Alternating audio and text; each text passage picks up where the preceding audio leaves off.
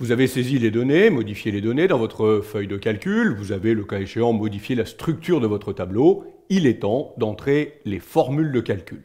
Voyons dans un premier temps comment écrire des opérations arithmétiques simples utilisant les opérateurs de base.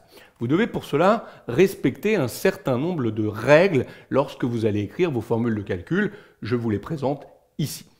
Une formule de calcul doit toujours être entrée dans la cellule qui doit faire apparaître son résultat. Ça peut paraître logique, mais c'est la première chose à faire. On clique la cellule qui devra faire apparaître le résultat de la formule de calcul.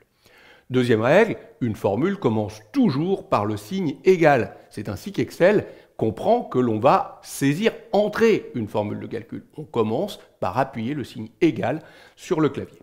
Dans une formule de calcul, on ne fait pas référence à une valeur, mais à une adresse de cellule. C'est vrai, un outil tableur, ce n'est pas une calculatrice. On ne va donc pas utiliser de valeur dans les formules de calcul, mais on fera référence à la cellule qui contient cette valeur. Ce n'est pas la même chose.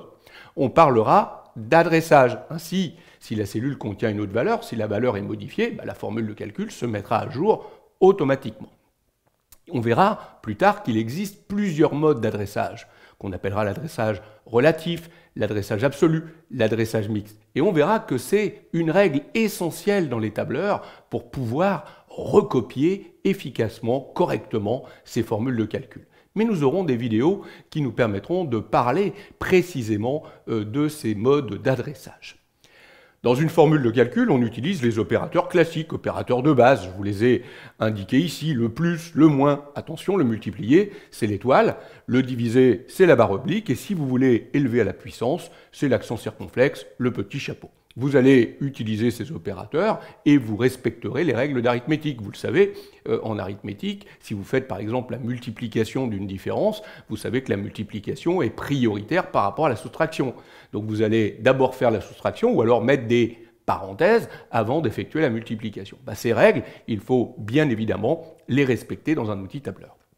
Enfin, pour terminer une formule de calcul, vous terminerez toujours par appuyer sur la touche entrée de votre clavier. Vous allez valider votre formule de calcul. Et là, plusieurs solutions. Soit Excel ne va pas être content parce que vous avez fait une erreur de syntaxe, donc vous allez devoir corriger votre formule de calcul. Excel refusera que vous validiez tant que vous n'avez pas corrigé. Vous êtes trompé par exemple d'opérateur, vous avez ouvert une parenthèse, vous ne l'avez pas refermée, il refusera la validation. Ou soit il va accepter votre formule de calcul. Attention, si Excel accepte la formule de calcul, cela ne veut pas dire que le résultat est juste. Si vous avez employé, par exemple, le signe divisé au lieu du signe multiplié, Excel ne va pas vous dire qu'il y a une erreur. Il va vous donner ou réaliser le calcul que vous avez demandé. Donc il faudra impérativement que vous testiez vos formules de calcul en saisissant des valeurs exemples pour pouvoir contrôler que votre formule est bien correcte. Voilà les règles que vous devez respecter à chaque fois que vous entrez une formule de calcul dans Excel.